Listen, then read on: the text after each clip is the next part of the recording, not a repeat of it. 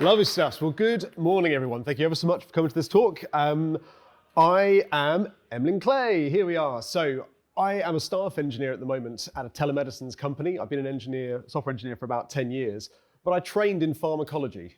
So a pharmacologist is the person who works out how the drug works in organisms. So it's mostly animal research, human research, trying to measure if the drug is working, making sure if the drug is doing something we don't want it to do. And I, like everyone, has been has been fascinated by the developments in protein folding.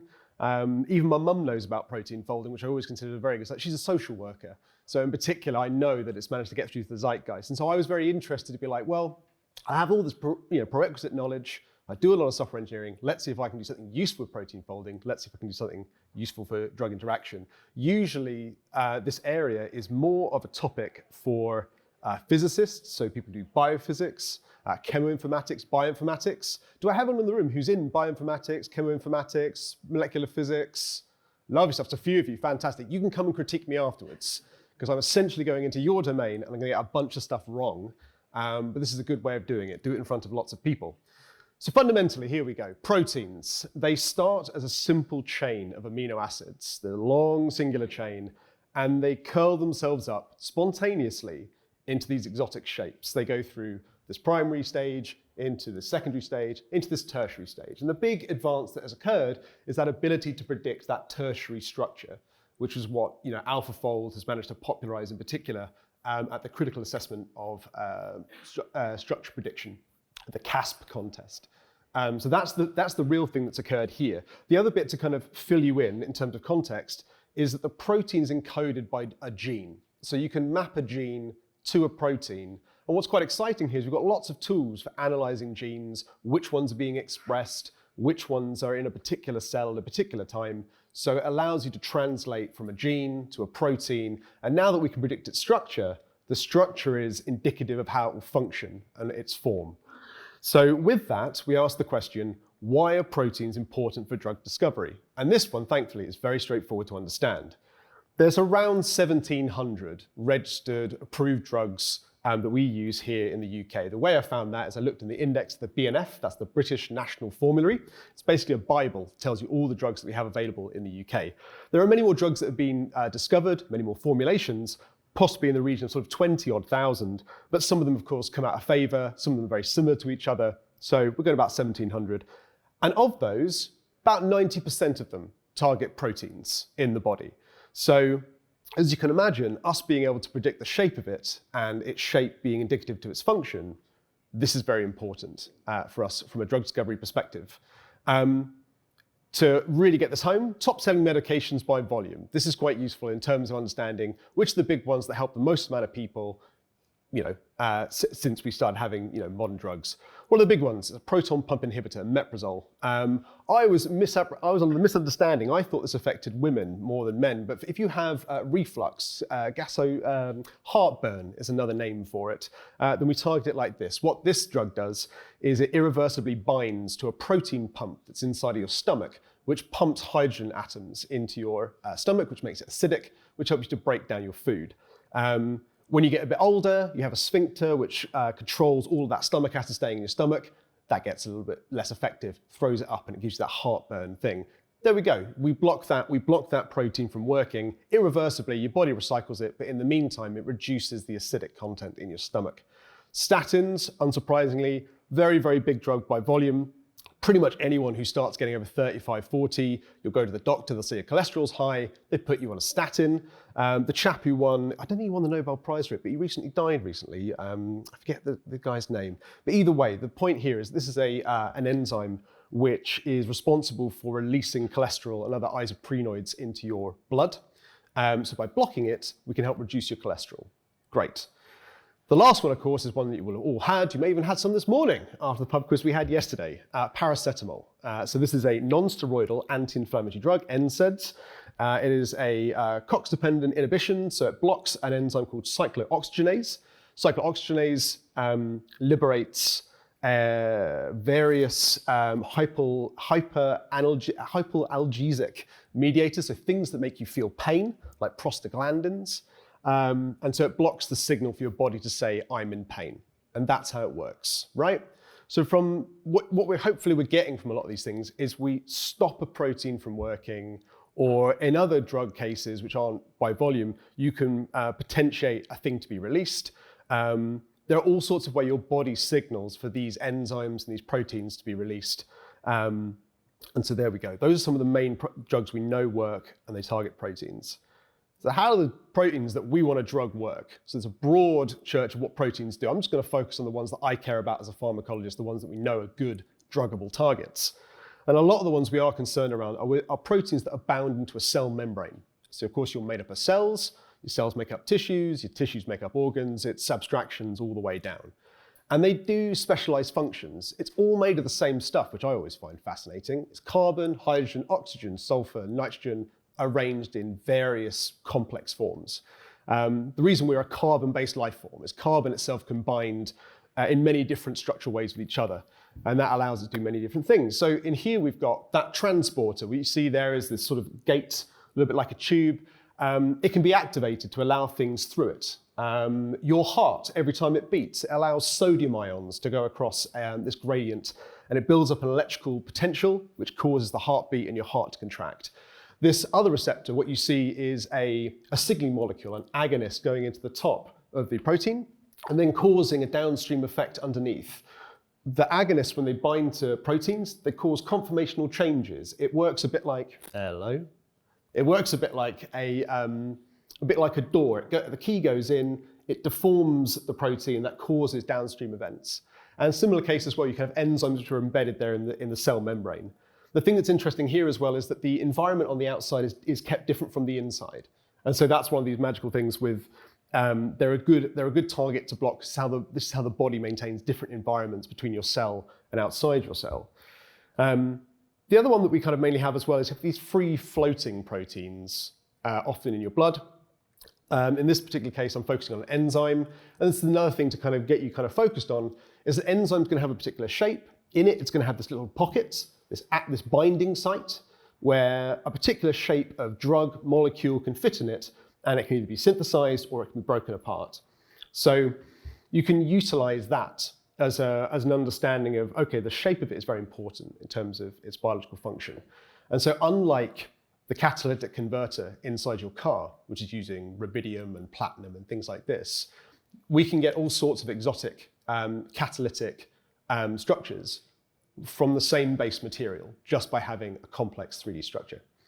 And then of course all this fits together in these big cascading ways. So what you'll have is these receptors on the outside, they get activated, they activate other proteins in a cascade, which maybe leads to the upregulation of a gene.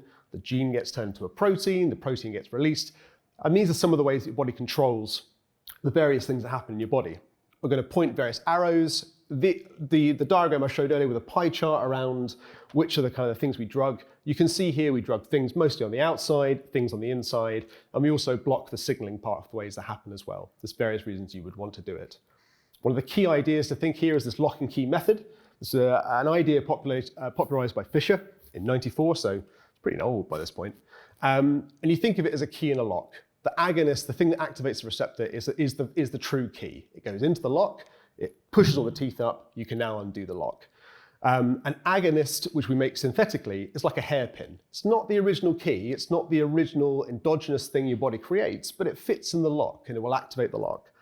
And an antagonist, something where you want to block that receptor being turned on, is something you can just jam in the lock, basically, and it stops you being able to use the key, right? So that's a good mental model to have.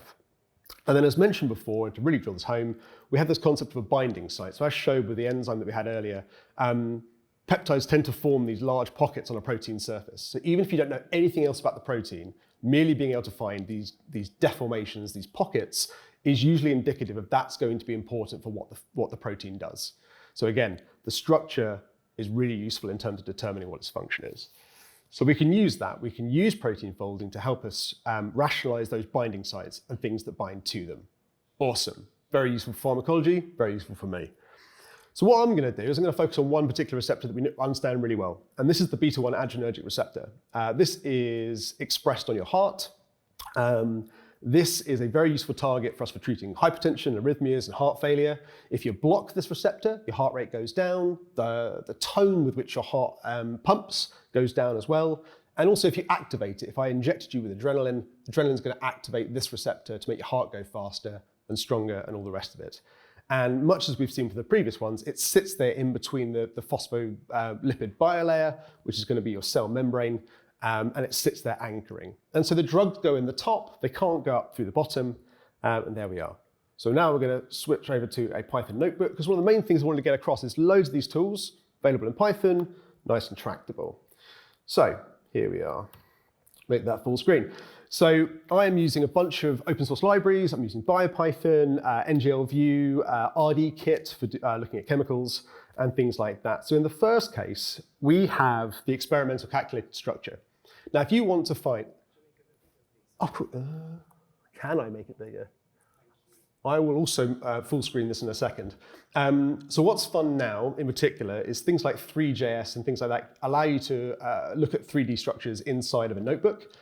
Here what I'm doing is I am fetching this particular signature of protein from the protein data bank. So there's large sets of databases we can get hold of these things. And what's lovely is, of course, you can see the structure. In this case, I've got it bound to P32. P32 is just a number, a name, to a ligand. This is bound not only to the protein, but to where we expect the active site to be, yeah? So the other thing to kind of realize with a lot of these 3D models is this is a ribbon representation of that receptor. There's various ways of thinking about how that receptor is. We use a ribbon pattern so you can see where the drug sits within the protein as well. And I'll show you a few of these later as well. So with that, we know what it should look like. This was discovered from X-ray crystallography. We know that this is the 3D structure. Great, so we can go from there. And the way you can find it, as I said before, is you can go to the protein data bank. Here you can search for any sort of protein, maybe unnecessarily. There's lots of Latin, so of course, Homo sapiens, musculus is a mouse. E. coli, we love that one. There's going to be loads of stuff in there about coronavirus. So when coronavirus was discovered, sequenced, and the rest of it, it was all dumped on the protein data bank so anyone could grab it and look at it. This is where you can get some of the experimental derived models for this. Really, really useful. So as we mentioned before, proteins are made up of an amino acid sequence, and all of these 3D models that we've got there will tell us what the sequence of the amino acids they're made up of. Now, it could well be what you know is that you have a gene that expresses the protein, and instead what you do is you can use that to get the amino acid sequence and go from there. And the fun bit there is you can take any one of those, you can dump out the amino acid sequence. So in this case, what I've done, simple Python dictionary, translated the amino acid into its single letter representation. And this is the thing that you would actually put into AlphaFold. So if what you want to do is to then fold this with a functional prediction, you would simply need to get the string of amino acids that make up your polypeptide and put those in. There's a little bit of background on this. These are the 20 amino acids which all of your proteins are made up of. You can think of these very much as Lego bricks. They all have an amide group and a carboxyl group. So this H2N and this COOH, those are the things that the amino acids will bind between. It's why it's called an amino acid. It has an amide group and has a carboxyl group. And they bind together into a long chain. And the thing that's kind of interesting about some of these things is they each have different properties which they add to a protein. So in the case of something like cysteine, it has a sulfur atom on it. That allows it to form covalent bonds between other sulfur atoms. And that allows it to form these sort of hairpins and other stronger connections. For those of you who've done chemistry, GCSE A level, you'll know that there's these different types of chemical bonds you can have. A covalent bond is stronger than a hydrogen bond, which is stronger than a van der Waals interaction between two chemicals. The body uses a lot of these weak and strong forces to form these structures. And then, this is the fun bit. So what I did is I took that PDB, this file from the protein data bank, I got the amino acid sequence. I tried to run AlphaFold on my machine. I couldn't get it to run on my machine. You need a couple terabytes of disk space. So you need an NVIDIA GPU because that's the only one they're doing it for. And I just couldn't get it. It just took up too much memory. So at some point I have to get a bigger one. But you can use, there's a Colab notebook you can use there. So if you just want to fold a protein today, you can grab any of the protein sequences from the protein data bank, put it on there and see what it spits out. So this is what I did. I threw it in there. This is AlphaFold 3. And it's pretty good. It gives me a structure which looks a lot like the one before. I'm afraid this is a static image because I wasn't allowed to embed it as an iframe.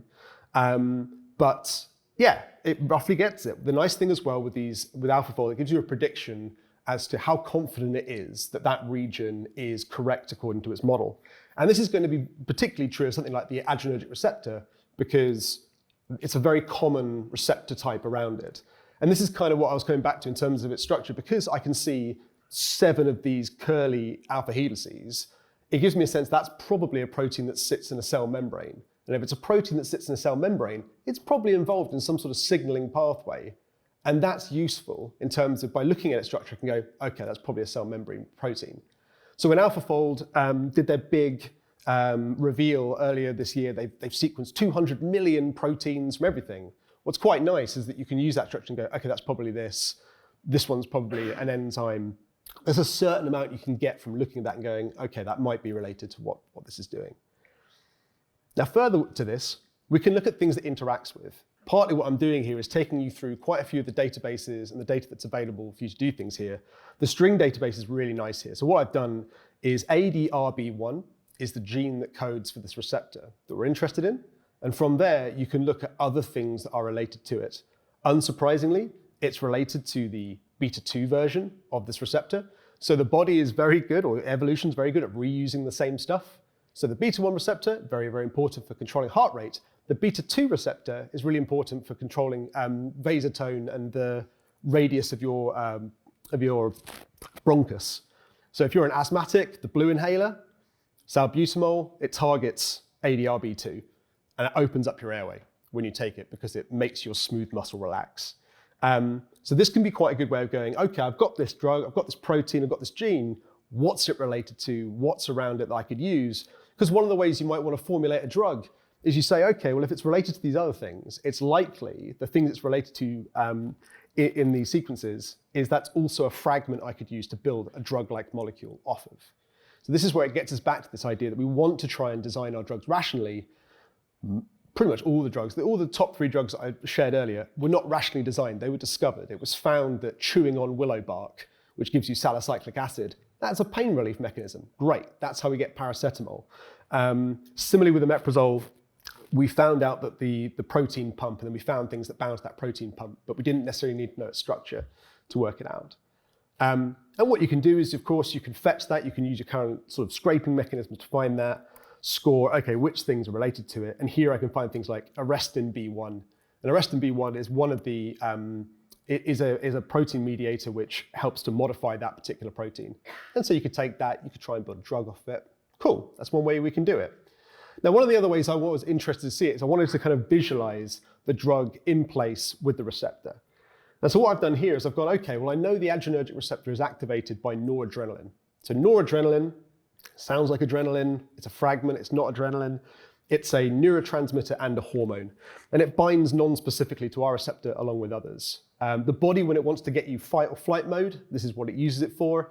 It wants to put your heart rate up, it wants to open up your airways, it wants to shut down your guts so that you can run away from whatever is the problem. So the body doesn't care about the split there. We care about it when we want to drug it, because if I want to slow down your heart rate, I want to slow down your heart rate, but I don't necessarily want to close your airways at the same time. So we can utilize the fact that we can take what's made endogenously and make it so that it's more specific.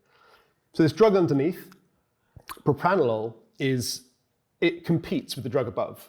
And I guess the first thing to point out is that just by looking at them, they don't look the same, right? So this is one of the first things. Intuitively, you're not going to look at this, even as a chemist, you're not going to look at those two things and go, those are the same thing. What you will notice, and what people notice if you're in drug discovery, is that there's got to be lots of these hydrogen donator bonders. So you've got these OHs and these NHs. That hydrogen, under certain conditions, is going to be broken away and leave the oxygen exposed so it can form covalent bonds with the receptor. there's going to be electrochemical reactions between the chemical and the receptor to make the receptor work. That's how it activates and changes the protein that's nearby it. What's fun, if you've not seen this before, there's these little string representations of the chemicals. Unsurprisingly, in the latest version of AlphaFold 3, they use a diffusion model for trying to calculate additional things you could add here. But in general, this is getting a bit beyond me in that this is where organic chemists would have a much better idea as to what you could add here to make it change. But there we are. So you can go through these. If you want to find these chemicals, the PubChem database is perfect for this. So you can look up any drug that you know. It will give you both the shape of the drug. If you scroll down, you'll find what I've just taken, which is the smiles. Anyway, it's somewhere in there. And the next thing we need to do is we know this is the drug that fits, we know the rest of it, but now we've got to do is we've got to fit that drug into the protein. And we call this posing our chemical, which I quite like. So if you ever see the verb pose being used in this, this is us transforming the drug in three-dimensional space to fit within the binding site of the receptor that we're trying to activate.